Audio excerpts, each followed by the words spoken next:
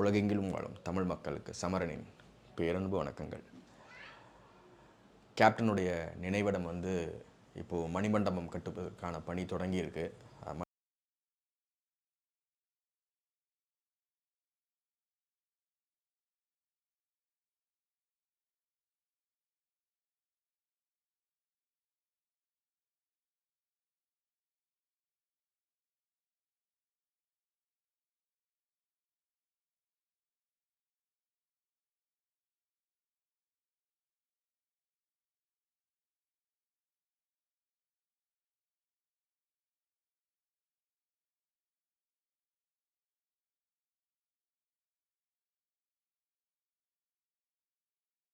மணிமண்டபமாக கட்டியிருக்காங்க.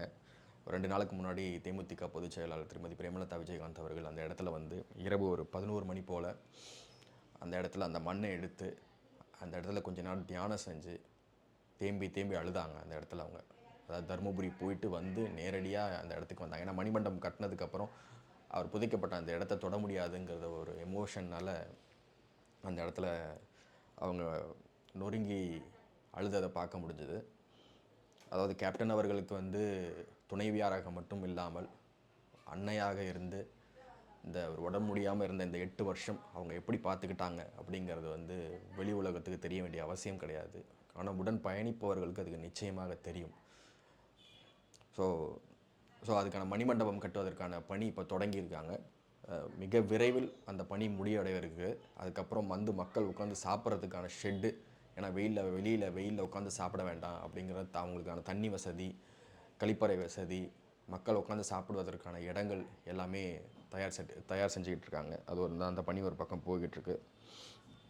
இன்றைக்கி இந்த வீடியோ நான் பண்ண மிக முக்கிய காரணம் என்னன்னு கேட்டிங்கன்னா, சேலத்தை பூர்வீகமாக கொண்டு சென்னையை சேர்ந்த ஒரு கல்லூரி மாணவர் கேப்டனை பற்றி ஏதோ ஒரு வீடியோவில் பேசியிருந்திருக்காரு. பேசிவிட்டு அவர் இந்த கேப்டனுடைய நினைவிடத்தை பார்க்க நேராக வர்றாரு. அந்த இடத்துல நான் இருக்கேன். வந்தோடனே என்னை பார்க்க சொல்கிறாங்க. அவர் அவங்க அப்பா பிரபல பத்திரிகையில் புகைப்பட கலைஞராக இருந்து இப்போ கோவிடில் இறந்துருக்காரு. ஸோ இவரும் இப்போ புகைப்பட கலைஞராக பல விஷயங்கள் இந்த சொசைட்டிக்கு அதன் மூலம் செஞ்சுட்டு வர்றாரு. அப்போ அவர் என்னை பார்த்து நினைவிடத்தை பார்த்துட்டு என்கிட்ட பேசும்போது அவர் சொன்னார், அண்ணா நான் இந்த ஜென்ரேஷன் 2K கிட்டு, நான் மொபைல் என் கைக்கு வந்ததுக்கப்புறம், நான் இந்த சோஷியல் மீடியாவுக்குள்ளே வந்ததுக்கப்புறம் கேப்டனை பற்றி இந்த சோஷியல் மீடியாவில் பேசுகிறதெல்லாம் பார்த்திங்கன்னா அவர் ஒரு கோமாளி மாதிரி சித்தரித்தாங்க, அவரை ஒரு ட்ரோல் மெட்டீரியலாக மாற்றினாங்க. அதை நான் அப்படியே நம்பிட்டேன். ஒரு கட்டத்துக்கு மேலே எங்கள் அப்பா இந்த கோவிட் டைமில் அதுக்கு முன்னாடி என்கிட்ட கேப்டனோட அவர் ஒர்க் பண்ணியிருக்காரு. அப்போ அவர் கேப்டனோடைய நெருங்கி பழகின காலங்களில் கேப்டனை பற்றி என்கிட்ட எடுத்து சொன்னார். எனக்கு அப்போ தான் உண்மை தெரிஞ்சுது. அதாவது மீடியா அவரை போர்ட்ரேட் பண்ண விதமும் ரியல் லைஃப்பில் கேப்டன் எப்படி அப்படிங்கிறத அவங்க அப்பா சொல்லும்போது அவருக்கு ரொம்ப பிரமிப்பாக இருந்திருக்கு. அப்போ இப்படிப்பட்ட ஒரு மனுஷனை இந்த மீடியா எப்படி இவ்வளோ தவறாக சித்தரிக்குது அப்படிங்கும்போது அவருக்கு அந்த ஒரு கேள்வி வருது. அதுக்கப்புறம் என்ன பண்ணுறாரு, கொஞ்சம் டீட்டெயில்டாக உள்ளே போகிறாரு. அப்போது அந்த மாணவருக்கு என்ன தெரிய வருது அப்படின்னா, திரைத்துறையில் இருந்த வரைக்கும் கேப்டன் அவர்களை பற்றி எந்த விமர்சனமோ, தவறான ஒரு கருத்தோ, ஒரு கிசுகிசுவோ எதுவுமே அவர் வந்ததில்லை. ஈவன் அவருடைய தனிப்பட்ட வாழ்க்கையை பற்றி கூட வந்தது கிடையாது. ஏன்னா எதுவும் இல்லை. கேப்டனை பற்றி பேசுகிறதுக்கோ, விமர்சனம் பண்ணுறதுக்கோ, தவறாக எழுதுறதுக்கோ எதுவுமே கிடையாது. சரி, அப்போ அரசியலுக்கு வந்ததுக்கப்புறம் தான் அவரை பற்றி எழுத ஆரம்பிக்கிறாங்க. அப்பவும் கேப்டனை பற்றி எழுத ஆரம்பிக்கும்போது அவங்களுக்கு கேப்டனை கார்னர் இதெல்லாம் நான் சொல்லலை, அந்த பையன் சொல்கிறத உங்களுக்கு சொல்கிறேன். அப்போ அவன் இன்டீட்டெயில்டாக போய் யோசிக்கிறான், ஏன் எதனால் இப்படி எழுதுகிறாங்கன்னு. அப்போது அந்த பையன் சொல்கிறான், இல்லைண்ணா அதுக்கப்புறம் தான் எனக்கு புரிய வந்துச்சு. அதாவது கேப்டன் அரசியலுக்கு வந்ததுக்கப்புறம் அவருடைய வளர்ச்சியை தடுக்கணும், இல்லை அவரை மென்டலாக இல்னஸ் ஆக்கணும். புரியுதுங்களா? ஃபிசிக்கலாக அவரை இல்னஸ் ஆக்க முடியாது. கேப்டனுடைய பலம் என்னங்கிறது எல்லாருக்குமே தெரியும்.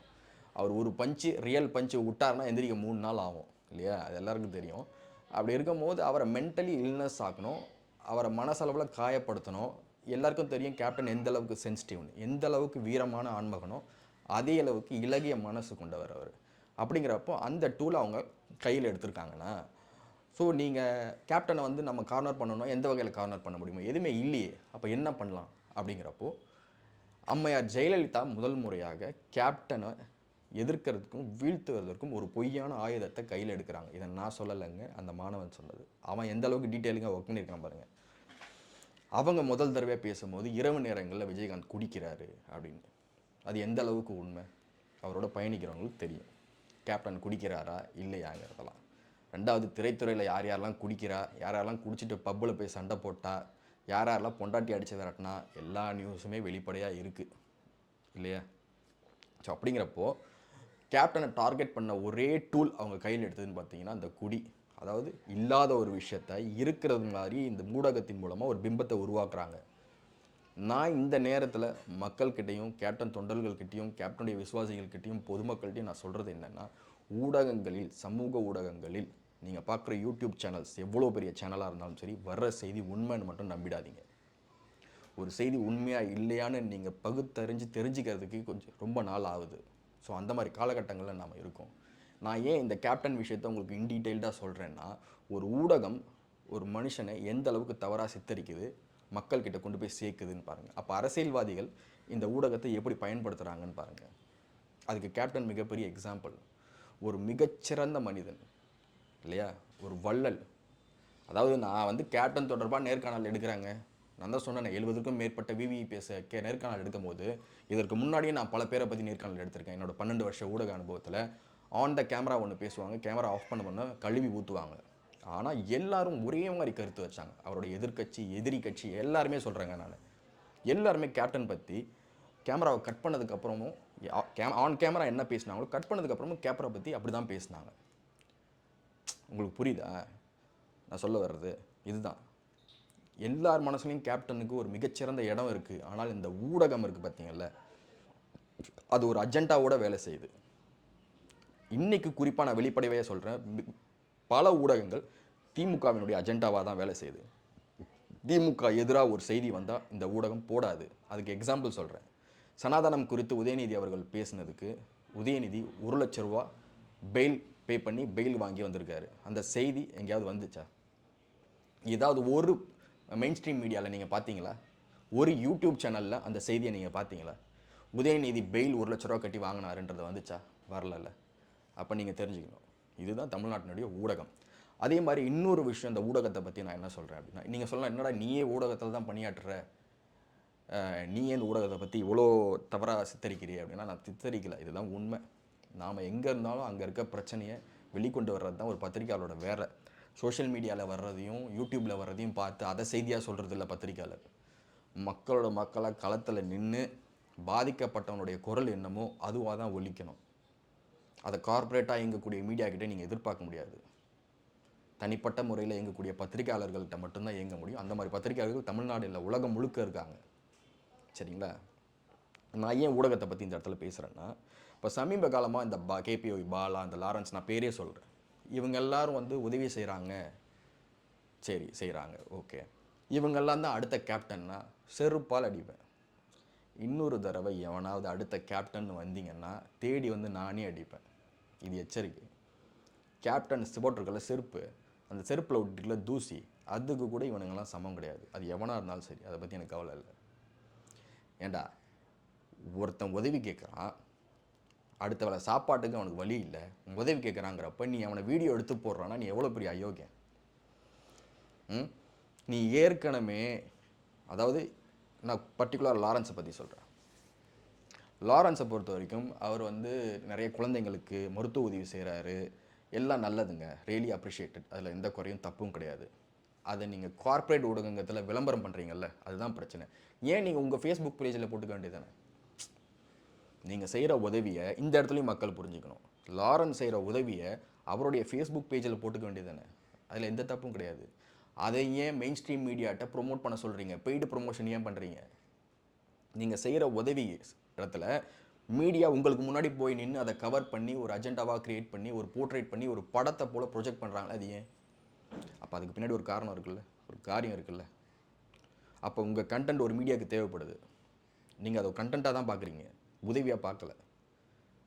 அதனால தான் சொல்கிறேன், நீங்கள் செய்கிற உதவி இங்கே ரெஜிஸ்டர் பண்ணுறீங்கல்ல, கேப்டன் செஞ்ச உதவி என்னன்னு உங்களுக்கு தெரியுமா? யாருக்காவது தெரியுமா? அவர் யார் யாருக்கு உதவி செஞ்சுருக்காரு? எத்தனை பேரை படிக்க வச்சுருக்காரு? எத்தனை பேருக்கு வாழ்வாதாரத்தை அமைச்சு கொடுத்துருக்காரு? அவரால் படித்த ஐஏஎஸ் ஐபிஎஸ் அதிகாரிகள் எத்தனை பேர்? அவரால் முன்னேறி வந்த காவல்துறை அதிகாரிகள் எத்தனை பேர்? அவர் படித்தவங்க வெளிநாட்டில் எத்தனை பேர் இருக்காங்க? யாருக்காவது தெரியுமா? எதுவுமே தெரியாது. சரிங்களா? ஏன்னா அவர் என்றைக்குமே உதவின்னு கேட்டு வந்தவங்களுக்கு உதவி செய்யாமல் இருந்தது கிடையாது. அதை வெளிப்படையாக ப்ரொமோட் பண்ணதும் கிடையாது. ஏன்னா மற்றவன் வாழ்க்கையில் விளையாடுறதுக்கு நம்ம யாருங்க?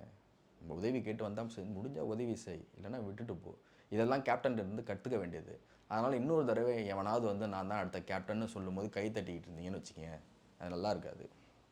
அதுதான் நான் உங்களுக்கு சொன்னேன். கேப்டன் காலில் இருக்குது செருப்பு இருக்குல்ல, அவர் செருப்பு வீட்டில் தான் இருக்குது. அந்த செருப்பில் ஒட்டிகிட்டு இருக்கோம் தூசி, அந்த தூசி கூட இவனுங்கெல்லாம் சமம் கிடையாது. ஒரு உதவியை நீ ப்ரொமோட் பண்ணி அதை திரும்பியும் பணமாக பார்க்குற அப்படின்னா உன்னோட அயோக்கியம் வேறு எவனுமே கிடையாது இந்த சமூகத்தில். சரிங்களா? இன்னொரு விஷயம், இந்த இடத்துல நம்ம படுகொலை செய்யப்பட்டிருக்கக்கூடிய ஆம்ஸ்ட்ராங் பற்றி பேசியாக வேண்டிய கட்டாயத்தில் இருக்கேன். தலித் மக்களுக்கும் தாழ்த்தப்பட்டவருக்கும் விளிம்பு நிலை மனிதர்களுக்கும் ஏழை எளிய மக்களுக்கும் மிகப்பெரிய நம்பிக்கை நாயனாக இருந்தவர் ஆம்ஸ்ட்ராங் அவர்கள். அவரை பற்றி தனியாக ஒரு வீடியோ டீட்டெயிலாக என்ன உண்மைங்கிறது, அதாவது கேப்டனை எப்படி சித்தரிச்சாங்களோ அதே மாதிரி ஆம்ஸ்ட்ராங் இப்போ மாற்றிட்டு இருக்காங்க. அதுக்கான வீடியோ அடுத்த வீடியோவாக நான் அதை தான் போடுவேன். சரிங்களா? ஏன் நான் இந்த இடத்துல கேப்டனை பற்றி பேசும்போது ஆம்ஸ்ட்ராங் பற்றி பேசுகிறேன்னா, ஆம்ஸ்ட்ராங்குக்கு மிகவும் பிடித்த ஒரு நடிகர், ஒரு தலைவர் நம்ம கேப்டன். கேப்டனை பற்றி பல மேடைகளில் பேசியிருக்காரு. அந்த வீடியோ சோஷியல் மீடியா சர்க்குலேட் ஆகிட்டு இருக்கு, நீங்களே பார்க்கலாம். அவரை நேரடியாக பேசியிருக்காரு. கேப்டனுடைய அரசியல் ஆம்ஸ்ட்ராங்குக்கு ரொம்ப பிடிக்கும். ஏன்னா ஆம்ஸ்ட்ராங்கினுடைய கொள்கையும் கேப்டன் அவருடைய கொள்கையும் சரிசமம். அதாவது எல்லோரும் எல்லாமும் பெற வேண்டும் ஒன்று. ரெண்டாவது, பாதிக்கப்பட்ட மக்கள் எந்த சமூகத்தை சேர்ந்தவனாக இருந்தாலும் சரி அவனுக்கு படிப்பையும் சாப்பாடையும் கொடுக்கணும்னு நினச்சார். கேப்டன் நினச்சார் இல்லையா? அதே தான் ஆம்ஸ்ட்ராங்னு நினச்சார். மூணாவது, தன் இனத்தின் மக்களுக்காக எதற்காகவும் யாருக்கும் சமரசம் செய்து கொள்ளாத ஒரு தலைவர் கேப்டன் இல்லையா? அந்த கொள்கையை தான் ஆம்ஸ்ட்ராங்கும் பின்பற்றினார். ஆம்ஸ்ட்ராங் கூட பழகின அத்தனை நண்பர்களுக்கும் கேப்டனுடைய விசுவாசி அவருங்கிறது எல்லாருக்குமே தெரியும். இதில் எந்த மாற்று கருத்தும் கிடையாது. ஸோ அதனால் இந்த இடத்துல நம்ம கேப்டனை பற்றி பேசும்போது ஆம்ஸ்ட்ராங்கை நினைவுபடுத்த வேண்டியது நம்முடைய கடமை. சரிங்களா? ஸோ கேப்டன் மீது பேரன்பு கொண்டவர் ஆம்ஸ்ட்ராங். ஸோ இப்போ அவர் படுகொலை செஞ்சுருக்காரு அப்படிங்கிறப்போ அதுக்கு முழு பொறுப்பு திமுக தான் எடுத்துக்கணும் இல்லையா? ஸோ அடுத்த ரஜினிகாந்த் வரலாம், அடுத்த கமல்ஹாசன் வரலாம். ஆனால் அடுத்த விஜயகாந்த், அடுத்த கேப்டன் பத்மபூஷன் விஜயகாந்த் வரவே முடியாது. அதெல்லாம் சாத்தியமே கிடையாது. சும்மா இவனுங்க சோஷியல் மீடியாவில் உட்காந்துக்கிட்டு எதையாவது உருட்டிக்கிட்டு இருக்கலாம். சரிங்களா? அடுத்த கேப்டன்லாம் சாத்தியமே கிடையாது. இன்றைக்கி இல்லை, என்றைக்குமே கிடையாது. நன்றி.